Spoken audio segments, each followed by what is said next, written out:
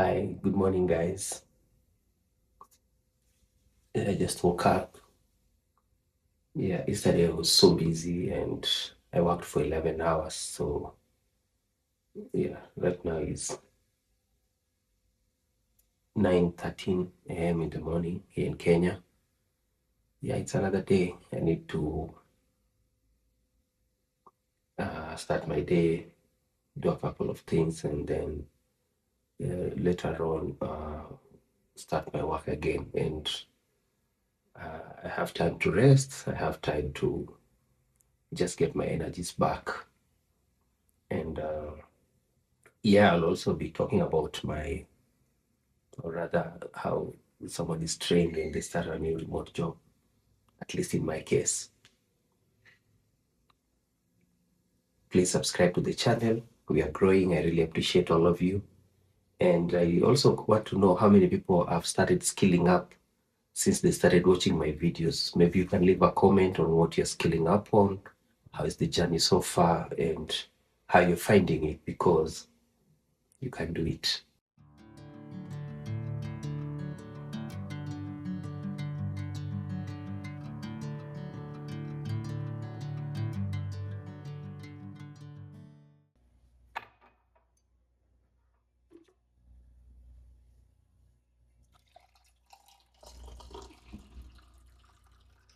As usual, that's my black tea.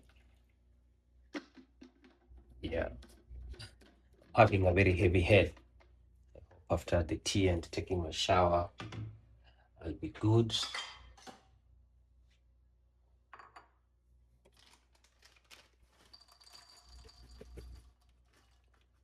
Yeah, my groundnuts are finished, so I need to get some more. My daughter is also enjoying them, by the way. So, yeah. Yeah, so let me go have my breakfast and later on I'll go shower before we start doing the the laundry machine actually. So let me show you, by the way, it's just here, and I have uh I have all this, so we'll come check it out later. Oh, it's loaded, so they need to get all this, and then once it's done, I'll be able to come and clean it. That's always my duty, by the way. So I know in a few, uh, this one should be taken to hanging, and I'll do my thing. I normally use um, what is it called? Bicarbonate, bicarbonate, and something else. I'll show you guys when we are doing that. So let me start. First of all, have my breakfast, and then we're gonna be able to do that. So that's the main activity for the day. And later on, I'll be telling you how I trained, or how people train, mostly in remote work, medical, and all that kind of stuff. So yeah, so let me enjoy my breakfast, guys.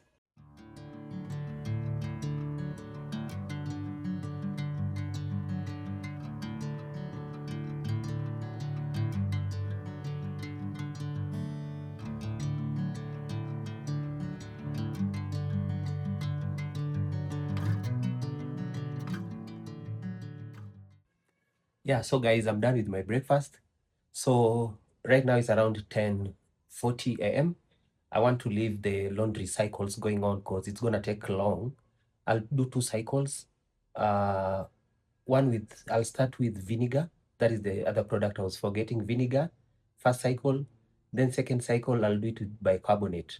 You don't mix the two, so you do separate cycles for you to have good results. And this basically removes the bad smell there and all the scums that are attached on the drum. And maybe, as you can see, this is what I want to eliminate. You see, after a while, this is what happens. So once I use this, it's gonna be effective. So I'll do 1 glass vinegar. I just do 1 glass is good. Then I'll put on the most hottest cycle. Yeah, so that's enough. I've been doing this for a while, guys, and it's a trick I just learned from the internet. So I'll start with the vinegar. Then later, once the cycle is finished, the second cycle, I'll do the whole of this. So just pour this in the drum like that, without anything else. because now this is gonna take more hours. So let's see. So I'll put on the, I wanna put large, I wanna put medicrines, so this will give the hottest and intensive. Then I click on play. So let's see how long we have to wait. That is 4 hours, guys. Yeah, so it will take 4 hours to have it fully done. So that will be almost by the time I'm going to work. And yeah, we'll let it run. And I'll come back later. So later I'll finish up with bicarbonate and the drum will be good. Since we moved here, I've never done the deep cleaning. So yeah, this is it. And if you're new to this channel, I'm a stay-at-home dad because I work remotely as a medical VA for an American company. So follow my journey by clicking the subscription button and putting your notification bell on. I'll go do a few things in my office. Then later on, we're going to be starting work. Okay.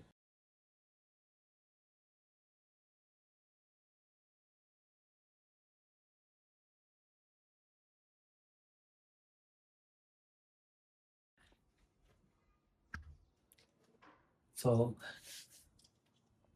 hi guys, it's 3:30. Just woke up. Yeah, I was doing my nap and this our first cycle is done. So I'll do the second one whereby I'll put the whole of this bicarbonate in it, do another run, then the drum will be absolutely clean and it will have some fresh smell and all that.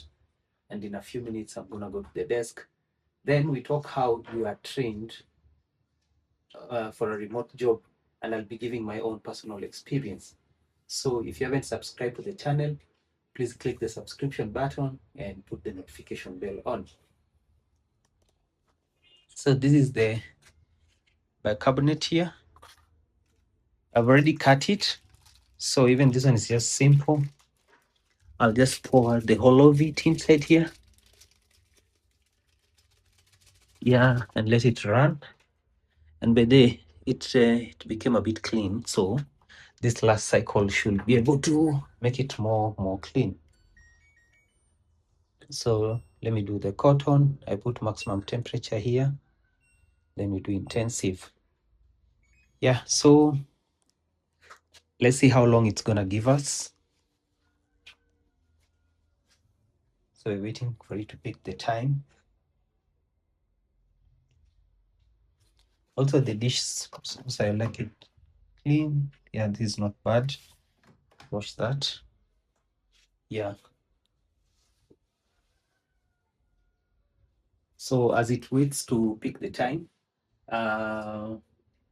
tomorrow is a holiday, Independence Day, so I'll not be working. So it will be a rest day and I'll be able to do a couple of other personal stuff as well. But here in Kenya, it will be a normal working day for the rest of the people. So that's an advantage for me. Yeah, so this one has picked 2 hours, which I think is okay. So by the time it's 6 p.m. here in Kenya, it will be all good and done. Then I'll do this again after a whole month or a month and a half. Yeah, that's what I do once in a while. And yep. So let me go to the office. I put on my machine. Then I'll be telling you how I was trained to be a medical virtual assistant. And I didn't have any medical experience, or I don't have any medical experience or background. I'm already at work and it's 5:10 p.m. I'm busy because tomorrow is a holiday and I'll not be working. It's Independence Day in the US, so it's a holiday for me and I have quite a lot to do. Now, let me go straight to the point of how you get trained once you land your remote job. And I'll use my example as a medical VA.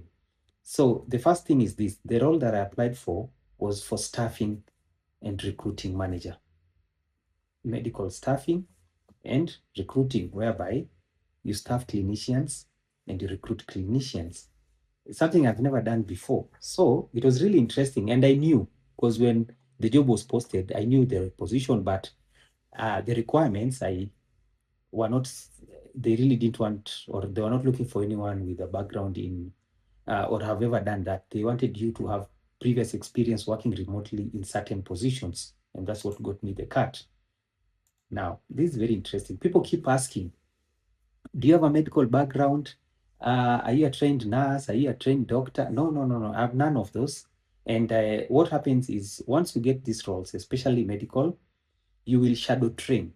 By shadow training, I mean you will be with someone who is already working in that organization. You'll be alongside them, like you're observing what they are doing. They are working, you are following what they are doing. Then slowly by slowly, they start assigning you duties and roles as you adapt. The only thing that I must say is the most challenging part for medical, at least for my case, was understanding the medical terms. It took me a while because it's not easy. Uh, they are not hard now because I'm used to them, but initially, for example, I didn't know who is a CNA. I didn't know who is an LPN. I didn't know who is an RN. I didn't know their roles. I didn't know their qualifications and all that. Because, for example, when you're doing staffing, there are positions that you're supposed to fill in as CNA. So you need to understand that need for you to allocate the right clinician. There are positions that are supposed to be allocated to HHAs, that is home health aides. You're supposed to know who is a home health aide, what is their qualification, what do they do, so that you can deploy them. That is in staffing and scheduling. Facilities are different. You can be handling a long-term acute care facility. You can be in a in a senior living facility. You can be in a rehab facility. So the needs in different facilities are unique, and you need to understand when should an RN go there, when should a GNA go there, when does an HHA is needed, and etc. So those are the things that took me a bit of time to learn. But other than that, once you shadow train, you'll be able to get to know these things very easily, and you get into the flow. The other important point is you now, the efforts you're putting in, and the extra work you're doing. Because for me, I had to even read, like, even off my work hours, just to understand, get to know the flow of things. Very many terminologies, like, say, for example, Hoyer lifting. You see, a patient needs somebody who can Hoyer lift them, or who knows how to use a Hoyer lift. So you need to get somebody who is qualified for that. You find there's a patient who needs colostomy care. Initially, I wouldn't know what is colostomy care, but now I understand what it is. And you find there are those who do that, there are those who don't do that. You find there are those who needs to take their blood samples to the lab, or whatever thing you have to send a phlebotomist, etc. So these are things that you learn. So you don't need to have a medical background, but you will learn on the job by shadow training. So if you're coming from a background of customer support, maybe in hospitality, you're coming from e-commerce, because I came from e-commerce, you can be trained and get to understand. So other things like, let's say, mobility, that is the NEMT transportation, non-emergency medical transportation, that is not hard. Actually, that was the first role that I picked a shift alone by myself, because you just monitor transportation. You know, in America, patients or elderly people, there's a way they are transported if they are going for medical appointments, dialysis centers, they are going for therapy, etc. If they are wheelchair bound, there are special vans that are supposed to carry them. You have to get their weight to get what is their destination, pick up and drop off. If there's a wait time period, if it's a round trip, etc. So those are things that you're able to learn on the job by shadow training. So everybody who keeps asking, I don't have a medical background, can I be able to do this? Yes, you can. I don't have a medical background, but I'm doing this. But the point is, you will be shadow training for a while. It might be 3 months, 4 months, 5, whichever, and you'll be able to learn. I am lucky because I've been moving around various departments. I started with staffing, shadow training on staffing. Then I did recruiting. I did NEMT dispatch. I was able to get experience on all that. So for recruiting, it is similar. You have needs, you have to get clinicians for those positions. You post a job on LinkedIn, you post a job on Indeed, you post a job on ZipRecruiter, so you get access of the backend.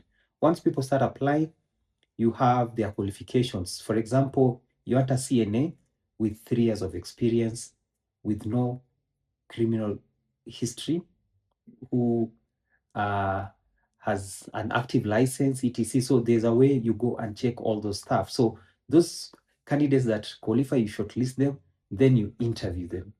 Yes, I interview them. I call them. I always say you need to have these headsets. These are the ones you make calls with. So you call them, you schedule time for them, you call them for interviews, and they are set. It depends with so many other factors. I will not go into details, but when you're interviewing them, there's so many things that you need to consider. The ones that qualify, you you shortlist them and you forward them to the success manager, and then that is done from there. So it's really interesting. And I think on my next video, I'll now explain the workflow, the exact workflow. For example, when you're doing staffing or scheduling, when you're doing recruiting, when you're doing NEMT dispatch, what exactly do you do? Now, those were my past job titles. Right now, I'm doing totally something different. I'll come talk about it maybe in some episodes to come. I want to leave you curious because I really transitioned internally, and right now I'm still in medical, but doing something quite different from staffing, scheduling, NEMT dispatch, but I'm still in medical. Okay, so I am so excited because we are moving on along so well. I've seen a lot of messages, a lot of people getting excited, and now putting action into work. Let me know down in the comment if you feel inspired already, because you don't need to have a medical background for you to do medical VA roles. Now, you'll find that there are those people who do, like my friend Wairo Shix, she is a med VA to a private practice doctor, if I'm not wrong. So that is quite different from mine, but we are both medical virtual assistant. A private medical doctor, you'd be doing more of scheduling, appointment setting, client engagement, patient engagement, scheduling them, and all that kind of thing. So it's like you're an admin to them, but you're still a med VA. But for me, I deal with seniors, the elderly, people who are in need of care, whether home care, rehabilitation, uh, recovery, journey, etc. So that's the thing that I'm currently doing. So I'm so excited because I didn't know we'll grow this fast, but I can see so many people are inspired, and I can't still wait to have our office done. This space is really small for me, but yeah, we will go together. Okay. So let me focus here because tomorrow is a holiday. I'll not be working. So there's a lot to be done today for me to catch up with things, and I'll see you on the next one. Bye bye.